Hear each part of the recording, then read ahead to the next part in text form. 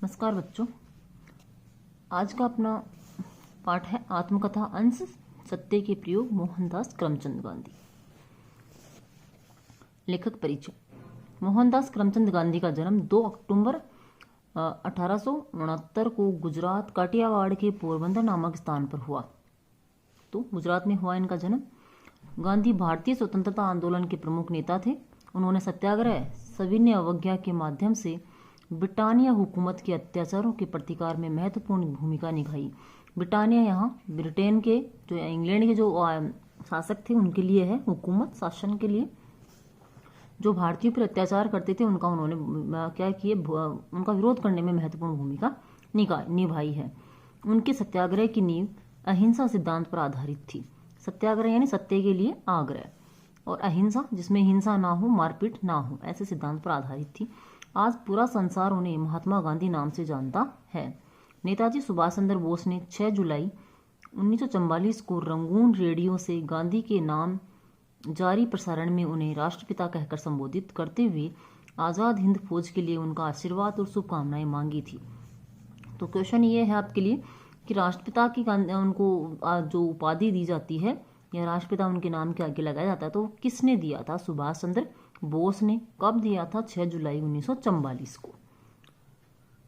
देश में प्रतिवर्ष उनका जन्म दिवस गांधी जयंती और विश्व में अंतर्राष्ट्रीय अहिंसा दिवस के रूप में मनाया जाता है। उनका निधन 30 जनवरी 1948 को हुआ। पाठ परिचय। इस पाठ में महात्मा गांधी द्वारा लिखित सत्य के प्रयोग अथवा आत्मकथा के काशीनाथ त्रिवेदी द्वारा अनुदित कुछ अंशों का संकलन है। जो ये आत्मकथा है इसमें किसके द्वारा है भाई? अनुदित यानी अनुवाद किया हुआ है काशीनाथ त्रिवेदी द्वारा। पाठ का सभ्य पोशाक में अंश जहां विद्यार्थियों को छंदम आकर्षणों से परे रहकर विद्यार्थी बनने की सलाह देता है कि जो चारों तरफ झूठे सच्चे छल कपटपूर्ण आकर्षण दिखाई देते हैं उनसे दूर रहना चाहिए विद्यार्थी को। वहीं बलवान से भिड़ंत में अन्याय से डटकर मुकाबला करने की हिम्मत बंधती है। दूसरा इनका है अध्याय बलवान से भिड़ंत। उसमें उन्होंने अन्याय से लड़ने के लिए कहा है। आत्मिक शिक्षा हमें संयम और आत्मनिर्णय के लिए प्रेरित करती है, मतलब खुद को अपने मन को नियंत्रित रखने के लिए और खुद का मतलब निर्माण करने के लिए प्रेरित करती है। शांति निकेतन में गांधी जी ने भारतीय जीवन मूल्यों से ओतप्रोत संस्कार, सहयोग व समरसता से साक्षात्कार करवाया है। मतलब इन चीज़ों का सामने से हमें दिखाने का प्रयास किया है। तो खादी का जन्म में स्वावलंबन तथा स्वदेशी की महत्ता उजागर की है। स्वावलंबन होता है खुद के कार्य खुद करना, और स्वदेशी यानी खुद के देश का। इस प्रकार गांधी जी की आत्मकथा हमें सात्विक और सार्थक जीवन जीने के लिए प्रेरित करती है। तो आपका पहला है सभ्य पोशाक में। अनाहार पर मेरी श्रद्धा दिन पर दिन बढ़ती गई। सॉल्ट की पुस्तक ने आहार के विषय में अधिक पुस्तकें पढ़ने की मेरी जिज्ञासा को तीव्र बना दिया। जितनी पुस्तकें मुझे मिली मैंने खरीद ली और पढ़ डाली। उनमें हॉवर्ड विलियम्स की आहार नीति नामक पुस्तक में अलग अलग युगों के ज्ञानियों, अवतारों और पैगंबरों के आहार का और आहार विषयक उनके विचारों का वर्णन किया गया है। आहार यानी खाना भोजन के लिए है। पाइथागोरस, ईसा मसीह इत्यादि को उसने केवल अनाहारी सिद्ध करने का प्रयत्न किया है कि अन्नधन आहारी जो अन्न ग्रहण नहीं करते, तो खाना नहीं खाते ज़्यादा। डॉक्टर मिसेज एना किंग्सफोर्ड की उत्तम आहार नीति नामक पुस्तक भी आकर्षक थी। साथ ही डॉक्टर एलिंसन के आरोग्य विषयक लेखों में भी इसमें अच्छी मदद की। आरोग्य स्वास्थ्य से संबंधित वे दवा के बदले केवल आहार के हेरफेर से ही रोगी को निरोगी करने की पद्धति का समर्थन करते थे।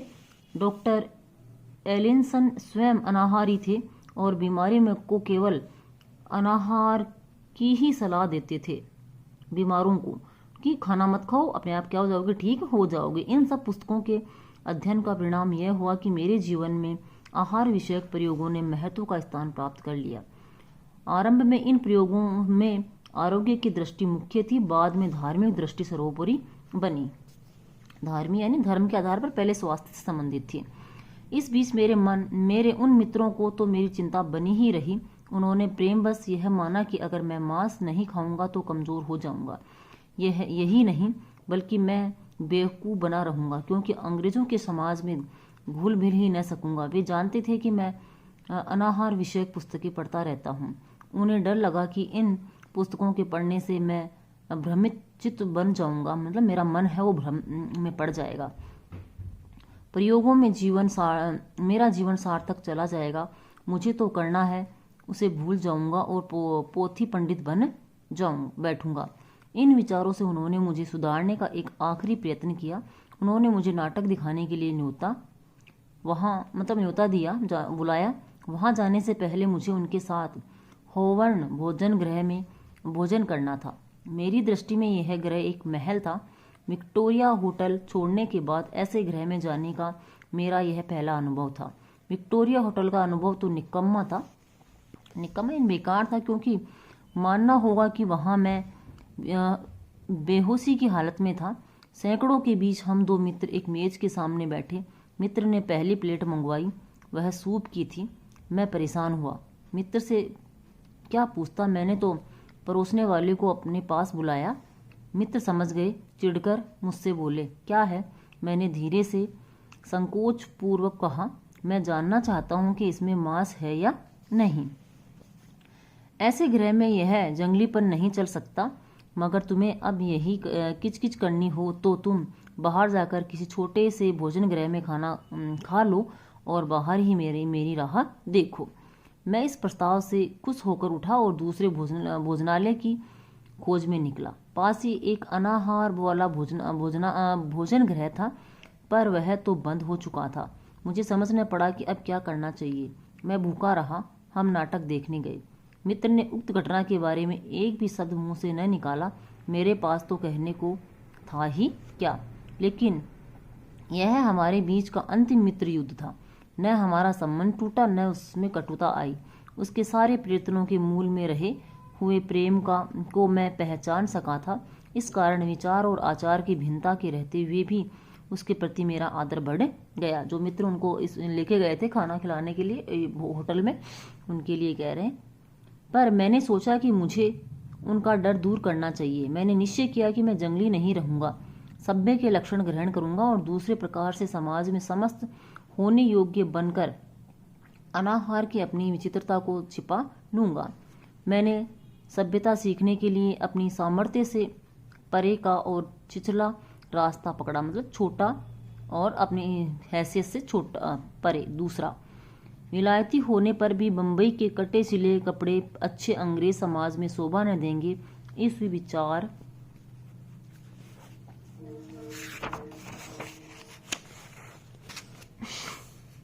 विचार से मैंने आर्मी और नेवी स्टोर में कपड़े सिलवाए।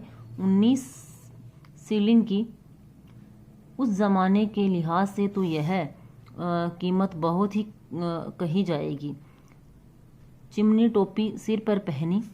इतने में संतोष न हुआ तो ब्रॉड स्ट्रीट में, जहां शौकीन लोगों के कपड़े सिलते थे, 10 पाउंड पर बत्ती रखकर शाम को पोशाक सिलवाई। भोले और बादशाही दिल वाले बड़े भाइयों में दोनों जेबों में लटकाने लायक सोने की एक बढ़िया चैन मंगवाई और वह मिल भी गई। बंदी बंधाई टाई पहनना शिष्टाचार में शुमार न था, इसलिए टाई बांधने की कला हस्तगत की, मतलब सीखी। देश में आईना हजामत के दिन ही देखने को मिलता था, मतलब केवल दाढ़ी बनाने के समय ही मिलता था। पर यहाँ तो बड़े आईने के सामने खड़े रहकर ठीक से टाई बांधने में और बालों में पट्टी डालकर सीधे मांग निकालने में रोज लगभग 10 मिनट तो बर्बाद होते ही थे। बाल मुलायम नहीं थे, इसलिए उन्हें अच्छी तरह से मुड़े हुए रखने के लिए ब्रश, झाड़ू की समझिए के साथ रोज लड़ाई चलती थी। और टोपी पहनते और निकालते समय हाथ तो मानो मांग को सहजने के लिए सिर पर पहुंच ही जाता था। और बीच बीच में समाज में बैठे बैठे मांग पर हाथ फिराकर बालों को व्यवस्थित करने की एक और सभ्य क्रिया बराबर चलती ही रहती थी। मतलब सीधी सी बात है, बालों को सही करते थे, बीच में से जो मांग निकालते थे उस मांग से बालों को हमें ठीक करते रहते थे। पर इतनी टीमटाम ही काफ़ी न था, मतलब इतना जो सजना संवरना ही काफ़ी नहीं था। अकेली सभ्य पोशाक से सभ्य थोड़ी ही बना जा सकता था। मैंने सभ्यता के दूसरे कई बाहरी गुण भी जान लिए थे और मैं उन्हें सीखना चाहता था। सभ्य पुरुष को नाचना जानना चाहिए, उसे फ्रेंच अच्छी तरह जान लेनी चाहिए, क्योंकि फ्रेंच इंग्लैंड के पड़ोसी फ्रांस की भाषा थी और सारे यूरोप की राष्ट्रभाषा थी, और मुझे यूरोप में घूमने की इच्छा थी। इसके अलावा सभ्य पुरुष को लच्छेदार भाषण करना भी आना चाहिए। मैंने नृत्य सीखने का निश्चय किया। एक कक्षा में भर्ती हुआ। एक सत्र में करीब 3 पाउंड जमा किए, पैसे जमा करवाए। कोई 3 हफ्तों में करीब 6 सबक सीखे होंगे, पर पैर ठीक से तालबद्ध पढ़ते न थे। पियानो बजता था, पर वह क्या कह रहा है कुछ समझ न आता था। 1 2 3 चलता, पर उसके बीच का अंतर तो वह बाजा ही बताता था। मेरे लिए अगम्य था, मतलब मैं उसको नहीं कर पाया। तो अब क्या किया जाए? अब तो बाबा जी की बिल्ली वाला किस्सा हुआ। चूहों को भगाने के लिए बिल्ली, बिल्ली के लिए गाय।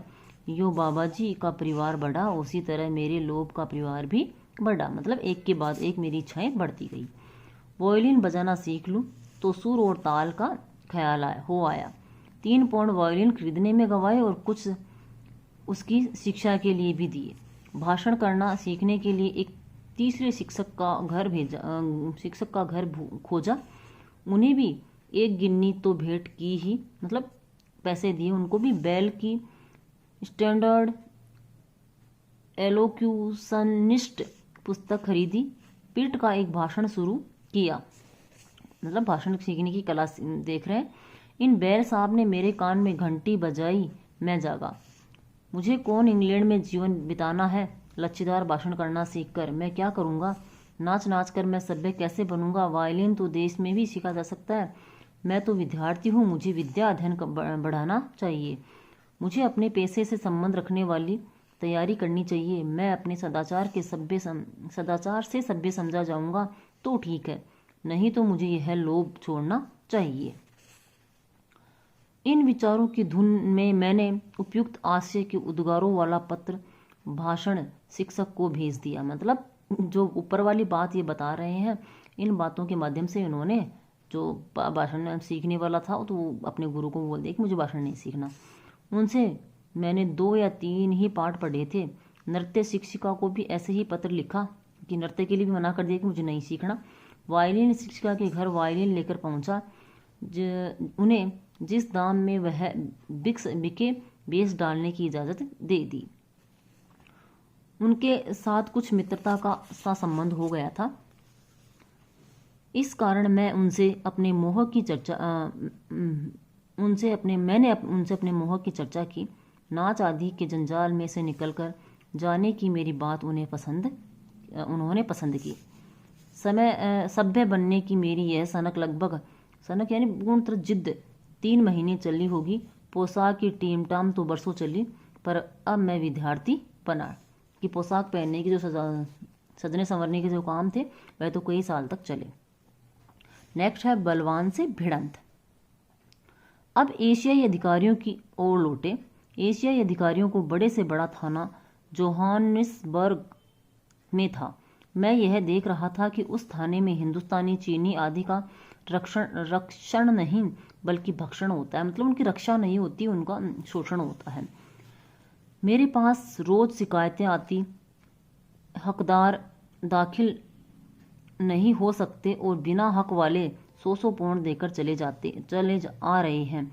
इसका इलाज आप नहीं करेंगे तो कौन करेगा? मेरी भी यही भावना थी।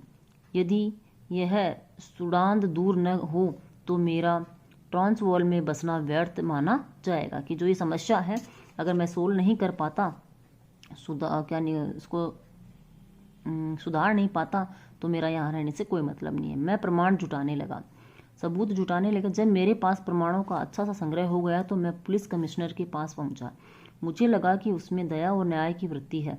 मेरी बात को बिल्कुल अनसुनी करने के बदले उसने मुझे धीरज से सुना और प्रमाण उपस्थित करने का कहा। गवाह के बयान उसने स्वयं ही लिए। उसे विश्वास हो गया कि जिस तरह मैं जानता था उसी तरह वह भी जानता था कि दक्षिण अफ्रीका में गोरे पंचों द्वारा गोरे अपराधियों को दंड दिलाना कठिन है। उसने कहा, फिर भी हम प्रयत्न तो करें। ऐसे अपराधी जूरी द्वारा छोड़ दिए जाएंगे। इस डर से उन्हें न पकड़वाना भी उचित नहीं है। जूरी जो जज होता है उसके द्वारा, इसलिए मैं तो उन्हें पकड़वाऊंगा। आपको मैं इतना विश्वास दिलाता हूँ कि अपनी मेहनत में मैं कोई कसर नहीं रखूंगा।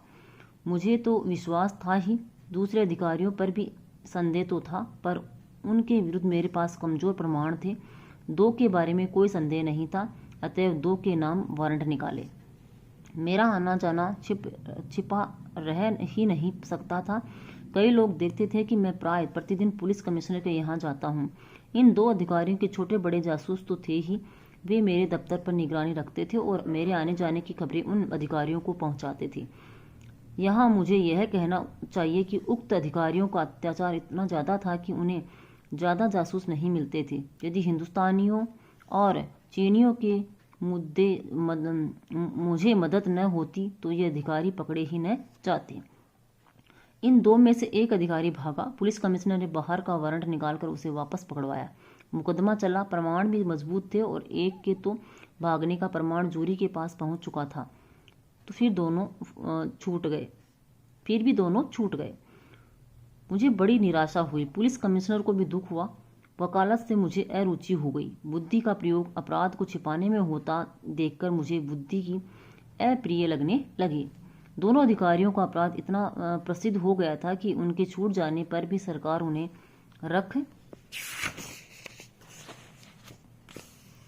रख नहीं सकी। दोनों बर्खास्त हो गए और एशियाई विभाग कुछ साफ हुआ। अब हिंदुस्तानियों को धीरज बंधा और उनकी हिम्मत भी बढ़ी। इससे मेरी प्रतिष्ठा बढ़ गई। मेरे धंधे में भी वृद्धि हुई। हिंदुस्तानी समाज के जो सैकड़ों पाउंड हर महीने रिश्वत में जाते थे, उनमें कुछ बचत हुई। यह तो नहीं कहा जा सकता कि पूरी रकम बची। बेईमान तो अब भी रिश्वत खाते थे, पर यह कहा जा सकता है कि जो प्रामाणिक थे वे अपनी प्रामाणिकता की रक्षा कर सकते थे। मैं कह सकता हूं कि उन अधिकारियों के इतने अधम होने पर भी उनके विरुद्ध व्यक्तिगत रूप से मेरे मन में कुछ भी न था। मतलब इतने वो अधर्मी थे, बुरे कार्य करते थे, लेकिन फिर भी मेरे मन में उनके प्रति बुरा भाव नहीं था। मेरे इस स्वभाव को वे जानते थे और जब उनकी कंगाल हालत में मुझे मदद करने को मौका मिला तो मैंने उनकी मदद भी की थी। यदि मेरा विरोध न हो तो उन्हें जोहानिसबर्ग की म्यूनिसिपैलिटी में नौकरी मिल सकती थी। उनका एक मित्र मुझे मिला और मैंने उन्हें नौकरी दिलवाने में मदद करना मंजूर कर लिया। उन्हें नौकरी मिल भी गई। मेरे इस कार्य का यह प्रभाव पड़ा कि मैं जिन गोरों के संपर्क में आया वे मेरी तरफ से निर्भय रहने लगे और यद्यपि उनके विभागों के विरुद्ध मुझे लड़ना पड़ता था, तीखे शब्द कहने पड़ते थे, फिर भी वे मेरे साथ मधुर संबंध रखते थे। इस प्रकार का बर्ताव मेरा एक स्वभाव ही था। इसे मैं उस समय ठीक से जानता न था। यह तो मैं बाद में समझने लगा कि ऐसे बर्ताव से सत्याग्रह की जड़ मजबूत है और यह अहिंसा का एक विशेष अंग है। मनुष्य और उसका काम ये 2 भिन्न वस्तुएं हैं। अच्छे काम के प्रति आदर और बुरे के प्रति तिरस्कार होना ही चाहिए। भले बुरे काम करने वालों के प्रति सदा आदर और दया रहनी चाहिए। मतलब दोनों के प्रति ही दया का भाव और आदर का भाव रहना चाहिए। यहाँ चीज़ समझने में सरल है, पर इसके अनुसार आचरण कम से कम होता है। इसी कारण इस संसार में विष फैलता रहता है। सत्य के शोध के मूल में ऐसी अहिंसा है, अहिंसा मतलब जिसमें हिंसा ना हो। मैं प्रतिक्षण यह अनुभव करता हूँ कि जब तक यह अहिंसा हाथ में नहीं आती तब तक सत्य मिल ही नहीं सकता। व्यवस्था या पद्धति के विरुद्ध झगड़ना शोभा देता है, पर व्यवस्थापक के विरुद्ध झगड़ा करना तो अपने विरुद्ध झगड़ने के समान है। किसी व्यवस्था या पद्धति के विरुद्ध आप क्या कर सकते हो? झगड़ा कर सकते हो, तो उसका विरोध कर सकते हो।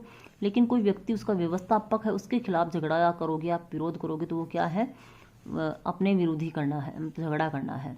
क्योंकि हम सब एक ही कुंजी में रचे गए हैं, एक ही ब्रह्म की संतान है। मतलब हम सबको एक ही मनुष्य, एक ही ईश्वर के द्वारा बनाया गया है। व्यवस्थापक में अनंत शक्तियां निहित हैं। व्यवस्थापक का अनादर और तिरस्कार करने से उन शक्तियों का अनादर होता है और वैसा होने पर व्यवस्थापक को और संसार को हानि पहुंचती है। इस प्रकार जो बाकी का चैप्टर है आपका नेक्स्ट वीडियो में। धन्यवाद।